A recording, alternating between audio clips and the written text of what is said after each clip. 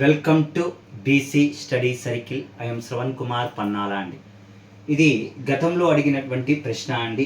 Foreign trade policies మీద అడిగినటువంటి ప్రశ్న, విదేశీ వర్తకం మీద అడిగినటువంటి ప్రశ్న. మూలధన ఖాతాలో రూపాయి మార్పిడికి సంబంధించిన సాధ్యాసాధ్యాలను పరిశీలించమని 1997 సంవత్సరంలో ప్రభుత్వం నియమించబడిన కమిటీ. మనకు కరెంట్ అకౌంట్ ఉంటుంది, క్యాపిటల్ అకౌంట్ ఉంటుంది. బీఓపీలో బ్యాలెన్స్ ఆఫ్ పేమెంట్ లో కరెంట్ అకౌంట్ ఉంటుంది, ప్రస్తుతపు ఖాతా అనేటువంటిది ఉంటుంది, మరియు క్యాపిటల్ అకౌంట్ అనేటువంటిది ఉంటుంది. క్యాపిటల్ అకౌంట్ మూలధన ఖాతా.